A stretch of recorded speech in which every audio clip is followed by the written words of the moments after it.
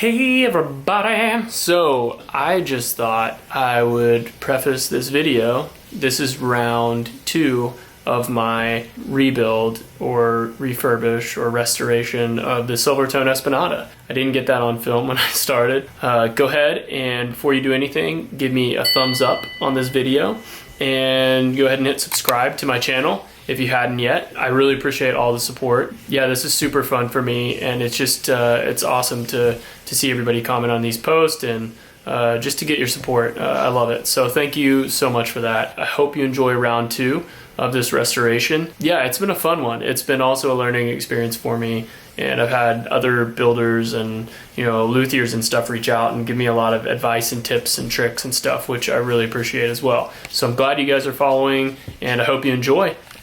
PD, what do you think? Yeah?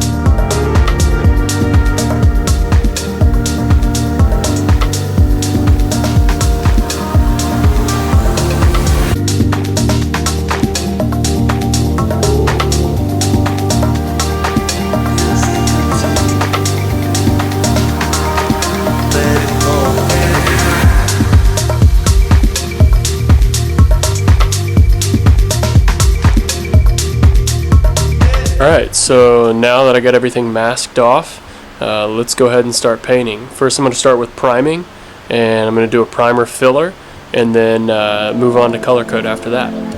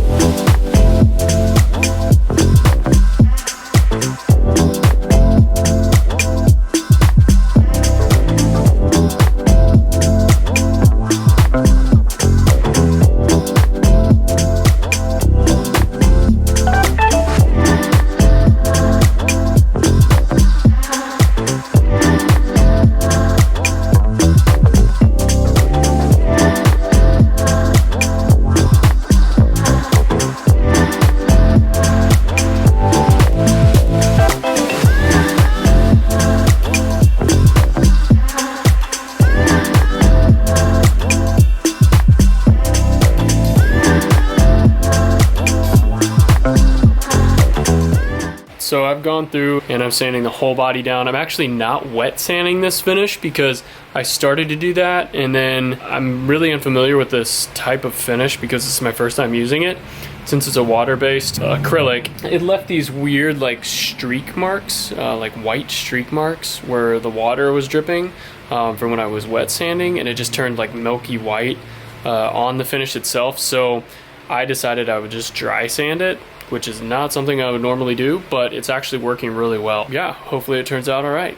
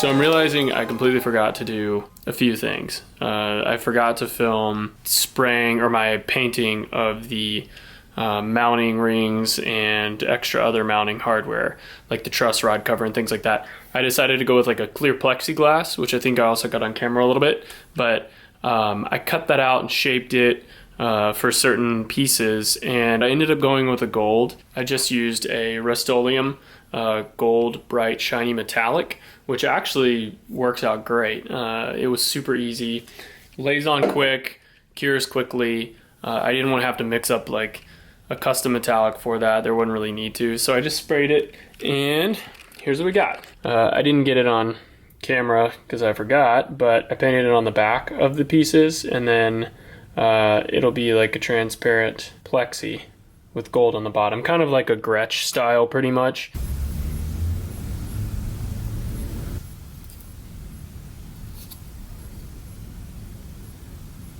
I feel like it turned out really well. I've done this a lot for like pick guards and such for other guitars. So I'm all about the customization and doing stuff like that yourself. It saves a lot of time and money. Yeah, so let's go ahead and start installing things. A little pro tip for you. when you're laying your guitar down to work on it, something you could use that you may have lying around the house is just an old bath mat. It's very soft, very plush, very comfy. Keeps my guitar nice and safe from my workbench. Then I have a neck rest, obviously. Bath mats, they're amazing. Way to go.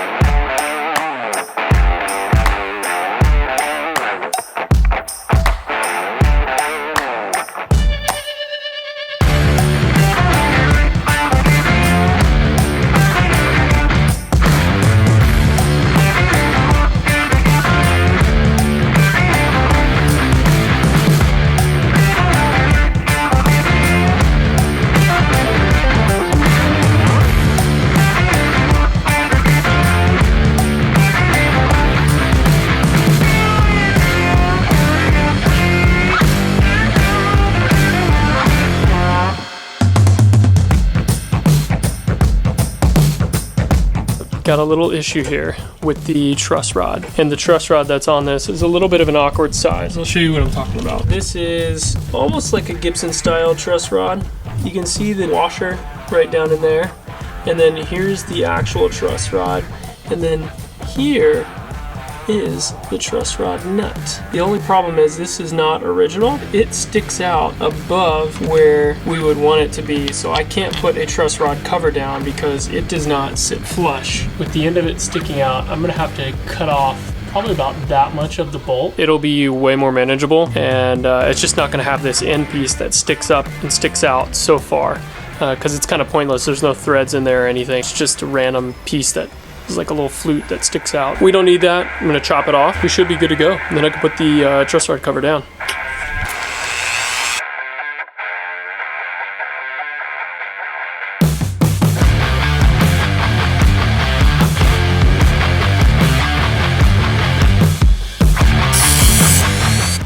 Also, a quick important note, right after you cut metal, don't touch it.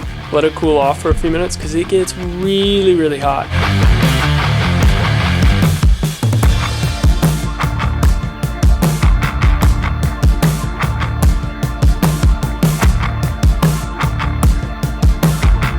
Alright, normally when putting on a nut onto a truss rod like this, I would recommend using Vaseline. I don't have any at the moment, so I'm just going to use a multi-purpose like heavy-duty lubricant. I may go back later with some Vaseline. Let's see that gets in there. So, you can't use the typical ratchet for these silver tones.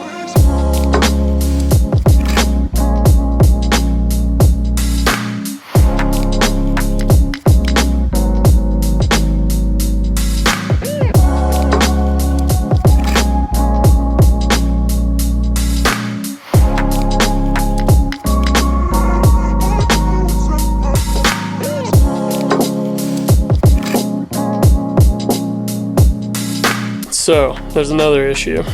So, I'm trying to make a new bone nut for this, and the issue is this piece back in here, this washer, is too high. It comes up over the lip where the nut would be. So, rather than file this down, I'm just going to remove a little bit of material underneath the middle of the nut to where this washer sits. So this will sit nice and flat and snug on the bottom rather than rocking around, because we want a snug fit.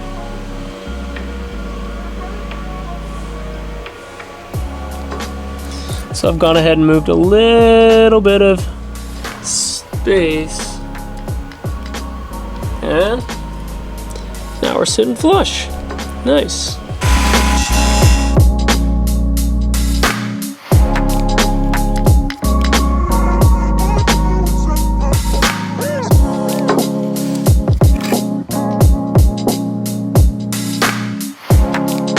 Alright, so typically when we're slotting for a nut, we're going to want to come in 1/8 of an inch on each side.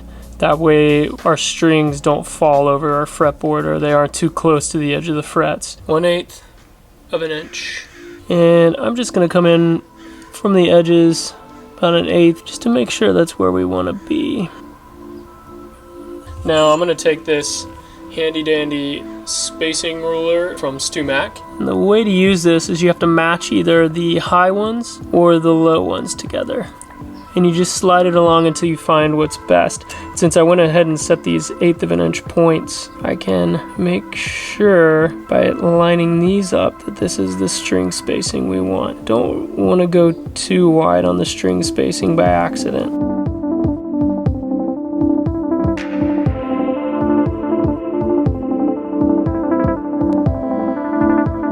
Alright, so the worst part about a Bigsby is having to string it up. So we're going to have to string it up though, unfortunately, in order to get the nut caught. In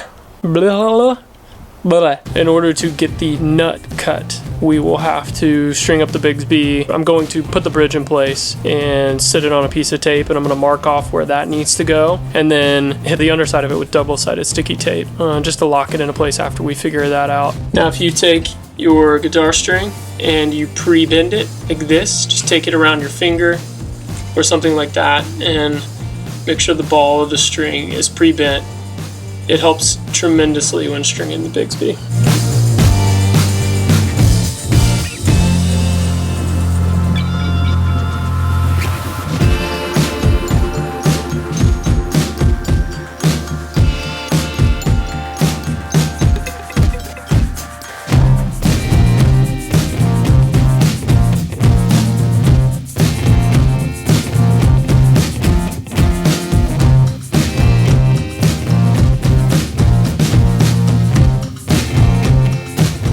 So I noticed that when I put the bridge on, the action was way too high on the bridge side, and I couldn't come down any further than I was. And the reason for that is because I put on I took off the 2 pneumatic style bridge that was on there, and I put on this roller bridge, which sits up a little bit higher.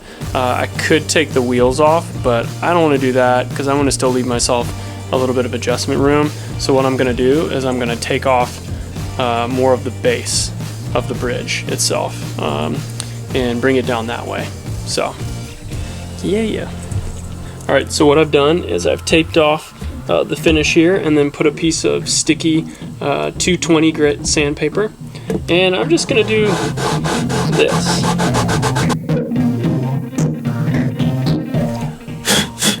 I also want to be careful that I'm not taking off too much of one side versus the other, so it leans. I don't want it leaning, so I'm just going to periodically check it to make sure that that's not the case. All right, and the reason I kept it like this and I put the sandpaper up here is because I want to retain the overall curvature of the guitar bridge. So that way, as you can see, it has that curvature, and I want to keep that so it hugs the top of the guitar where it's supposed to. Alright, so here I've got the truss rod cover, and we're going to install this guy. First, I'm going to put it down on a piece of scrap, so that way it doesn't blow out my holes that I'm drilling through on the other end.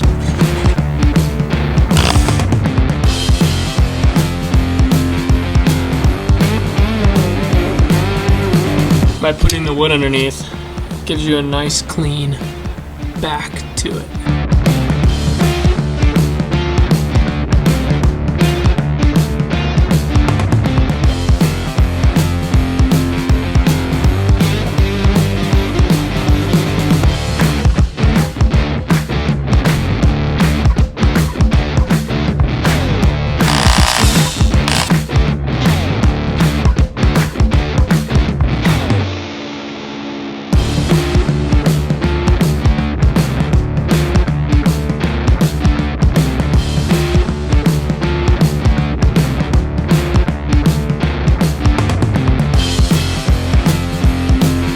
Alright, so when it comes to this guitar, the truss rod's a little funky on it. It's a one-way truss rod, so I can't add in relief to the neck. I can only increase the tension. So here we've got a high arch in the middle of the neck. And there's no way to take that out with the way the truss rod is. It's just, you know, the way this old guitar is the neck has a lot of a bow in it. So what I want to do, and the strings only pulled the bow out like so much, but there's still a bit of a high part. So I'm going to level the frets with all of the strings on. And the way that I'm going to do this is with this handy dandy new fret leveler from StewMac. And this thing is awesome. Allows you to leave the strings on, and we're just going to add some sandpaper to this guy and start leveling our frets down. We're not going to take too much off, just enough to get our fretboard as flat as possible. And what this does is it slides and allows for you to just easily slide in between the strings, which is great, and you can level with your strings on.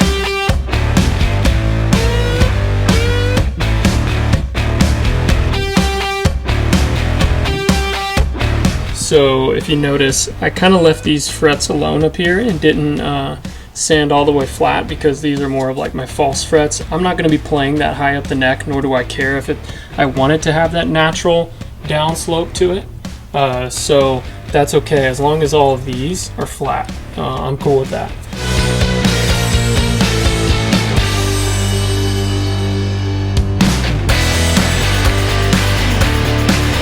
So now if you can see this, what we're going for right here is we're just going for that thin line over the top. So we don't want it to be perfectly flat, but we do want it to be somewhat flat at the top and kind of curved almost like this, but we want that line on the top to be as thin as possible, because if we completely round it over and it's round like that, then our strings have the potential to start buzzing on our frets, and we get a lot of fret buzz.